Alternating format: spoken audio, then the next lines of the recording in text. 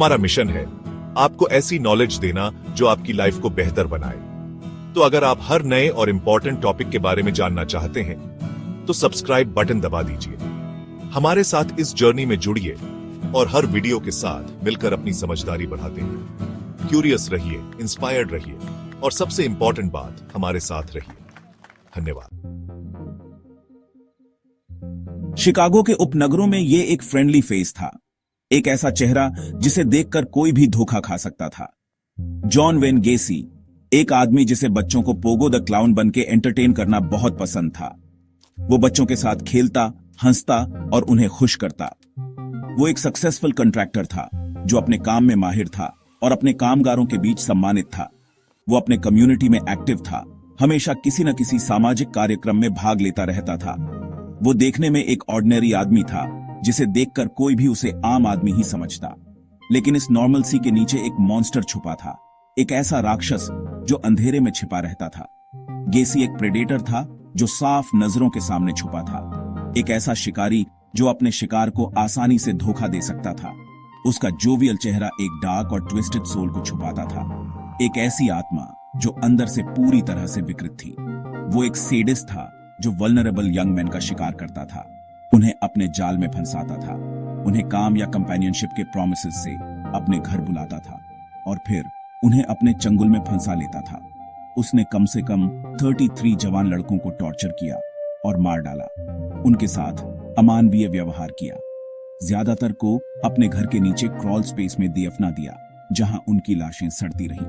बाकी को उसने पास के डेस प्लेन्स रिवर में फेंक दिया ताकि कोई उन्हें ढूंढ न सके।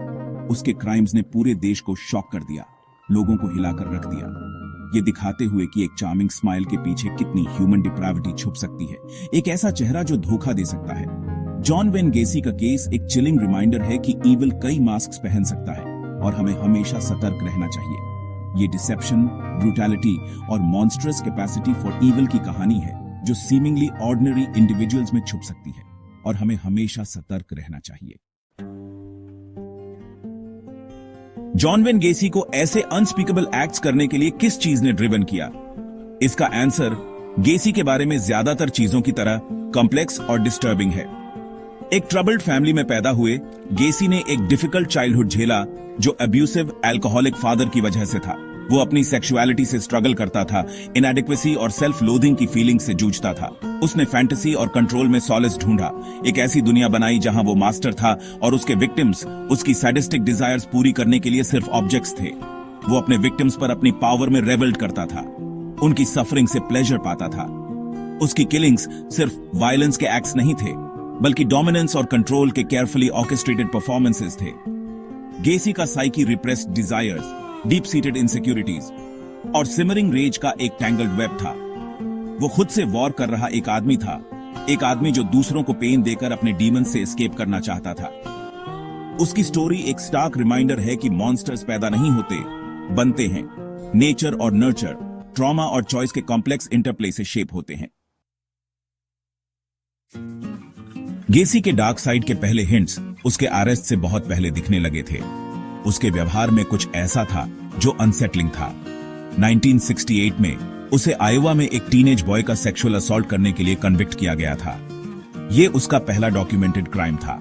उसने 10 ईयर सेंटेंस में से सिर्फ 18 मंथ सर्व किए। यह अर्ली रिलीज एक बड़ी ढी गलती साबित हुई। हालांकि इस अर्ली वार्निंग साइन पर ज्यादा ध्यान नहीं दिया गया। समाज ने उसकी पोटेंशियल डेंजर को नजरअंदाज कर दिया। रिलीज होने पर गेसी इलिनॉय चला गया, seemingly determined to start a new. उसने एक नया जीवन शुरू करने की कोशिश की। उसने शादी की, फैमिली शुरू की और एक सक्सेसफुल बिजनेस बनाया।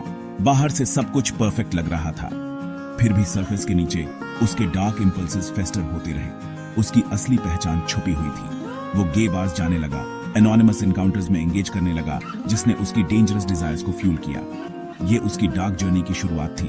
उसकी पहली मर्डर 1972 में हुई। ये एक चिलिंग मोमेंट था। विक्टिम टिमोथी मैकॉय नाम का एक यंग मैन गेसी के घर लूर किया गया था। उसे कोई अंदाजा नहीं था कि क्या होने वाला है।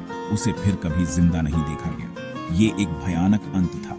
ये एक टेरिफाइंग किलिंग स्प्री की शुरुआत थी जो सालों तक अनअबेटेड चलती रही। हर मर्डर के साथ उसका कॉन्फिडेंस बढ़ता गया। गेसी का मोडस ऑपरेंडी चिलिंगली फेमिलियर हो गया। हर क्राइम एक पैटर्न को फॉलो करता था। वो यंग, अक्सर ट्रांजिएंट मैन को टारगेट करता, उन्हें काम, ड्रग्स या बस रहने की जगह ऑफर करता। ये उसकी स्ट्रैटेजी थी। फिर वो उन्हें ओवरपावर कर लेता, अक्सर हैंडकफ्स या अदर रिस्ट्रेंट्स यूज करके, उनको हॉरिफिक टॉर्चर और आखिर में डेथ देने से पहले। ये एक नाइटमेयर था जो सच हो गया। सेक्शन 4, द किलिंग ग्राउंड, गेसी का हाउस ऑफ हॉरर्स।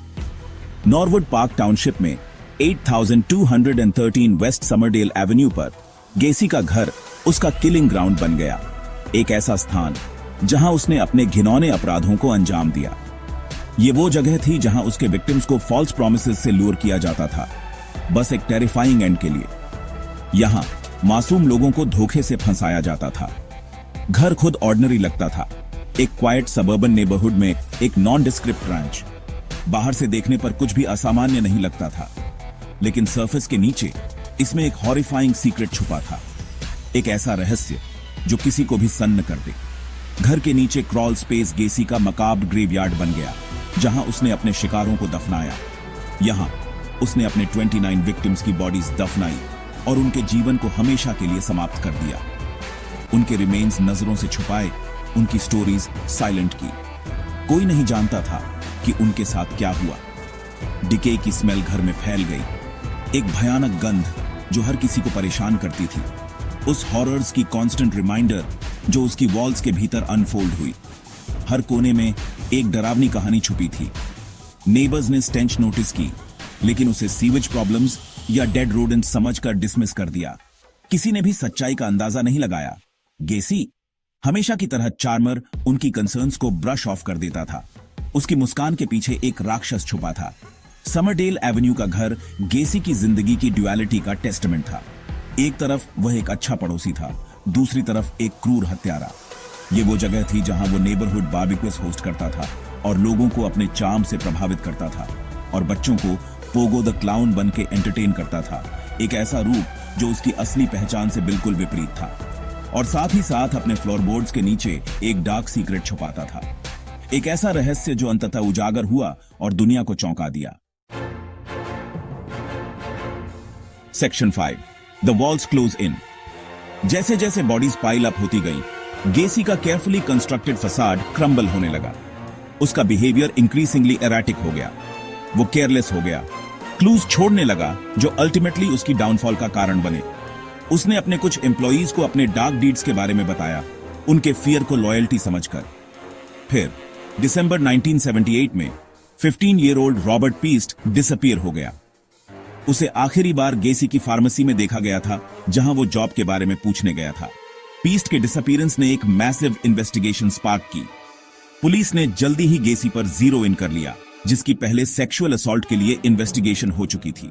उन्होंने उसे सर्वेलेंस में रखा, और उनके सस्पिशंस बाज गए जब उन्हें पता चला कि गेसी कई अदर यंग मैन के कांटेक्ट में था जो बिना ट्रेस के वैनिश हो गए थे।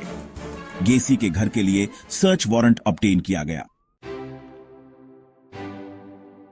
उसके घर के नीचे दफनाई गई बॉडीज की हॉरिफाइंग डिस्कवरी ने पूरे देश को शॉक कर दिया और गेसी के रेन ऑफ टेरर को एंड कर दिया।